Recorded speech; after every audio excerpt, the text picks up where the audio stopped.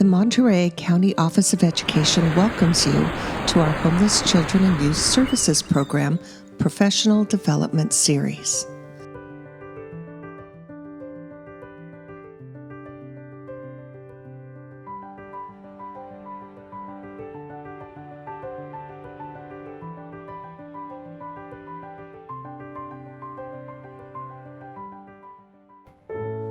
Your role as a school administrator is vital to the success of students experiencing homelessness.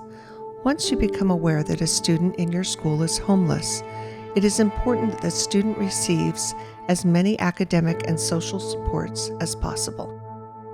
First of all, families and individual students need to be made aware of their rights and services available to them under McKinney-Vento. Materials such as posters and brochures must be visible and available in the front office of each school, counselor's office, and district office. There are many ways to identify students experiencing homelessness. The best way is to begin with distributing a student housing questionnaire in every enrollment packet and first aid packets.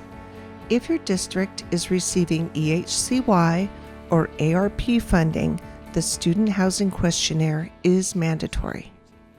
It is also recommended that schools or districts send a Has Your Housing Changed letter or another Student Housing Questionnaire during January to identify students whose status has changed since the beginning of the school year. If staff members suspect that one of their students is experiencing homelessness, they can fill out a referral form and forward it to the homeless liaison for follow-up. We are required to ensure that students are provided with supplies and services to help them be successful in school. These supplies and resources include school supplies, hygiene products, clothes, and assistance with medical or dental services and referrals, counseling, and housing referrals. Using a referral form that parents can fill out and return helps keep track of their needs and ensures the form is given to the appropriate staff member. You should also have brochures available for families with locations and phone numbers of local shelters, resources, and medical or dental providers. Students identified as homeless are able to immediately enroll in school and attend school even if they are missing required documents. The homeless liaison for your district will assist them in getting their documents or vaccinations, or you and your staff may be asked to assist as well.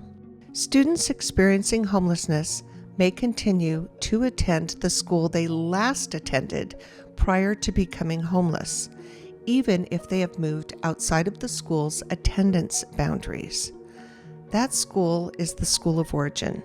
Sometimes parents, guardians, or caregivers may be under the impression that if they are homeless, their students may attend any school they choose.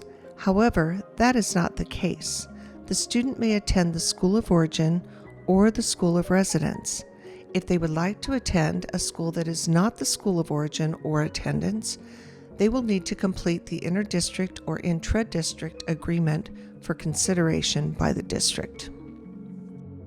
The LEA must provide transportation to and from the school of origin until the end of the year when the student obtains permanent housing.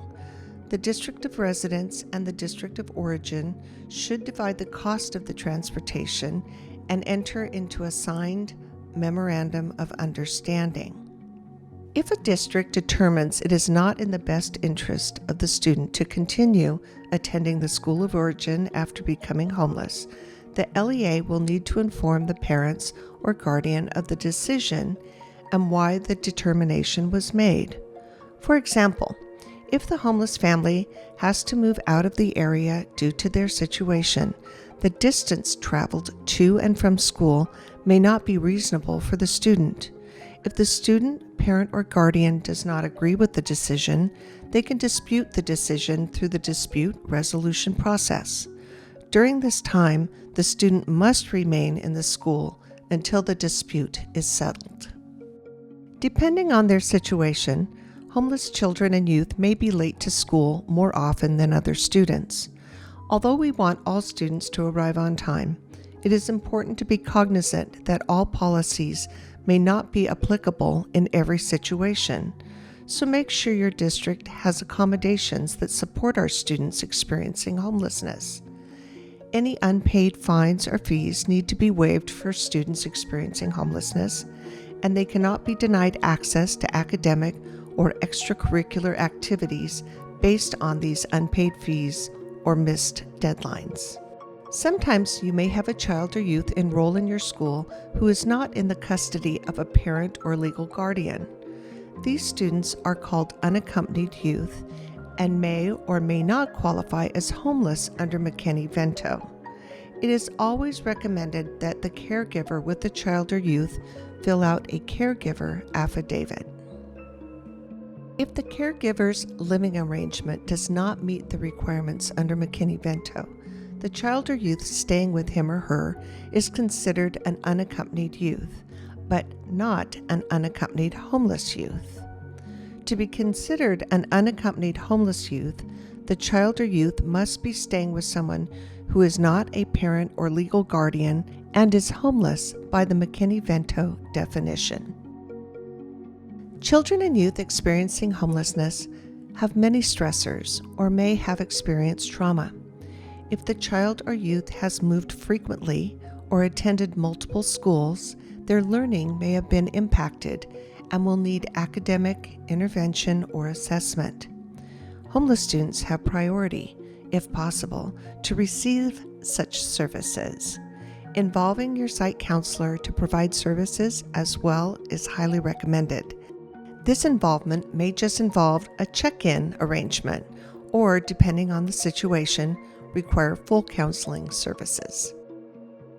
Let's take a look at the various funding streams which support homeless children and youth. Title I Part A funds may be used to provide services to homeless children and youth that may not ordinarily be provided to other students. For example, to help homeless students effectively take advantage of educational opportunities, an LEA may use these funds to provide the following.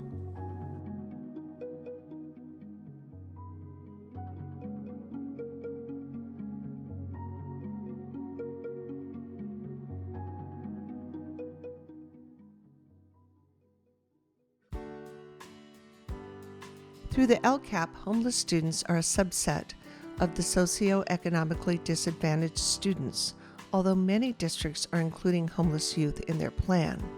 It is estimated that 5 to 10% of all socioeconomically disadvantaged students also experience homelessness. It is recommended that homeless students are included in the LCAP and funds are allocated to their particular needs. LEAs that receive Title I Part A funds may be chosen for a homeless education federal programs monitoring review. The purpose of these reviews is to ensure that LEAs are implementing state and federal law as it pertains to homeless education.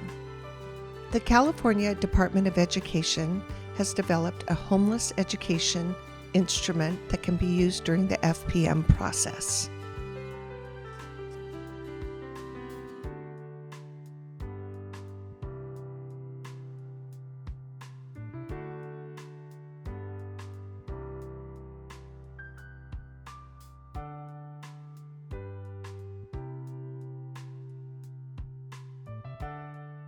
Professional development for any staff member offering services to students experiencing homelessness is an expectation of the law.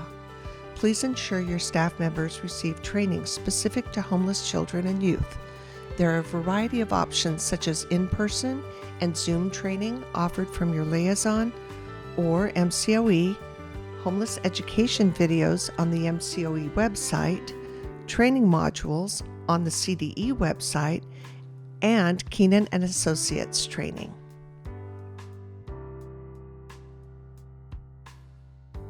Thank you for supporting children and youth experiencing homelessness in your LEA.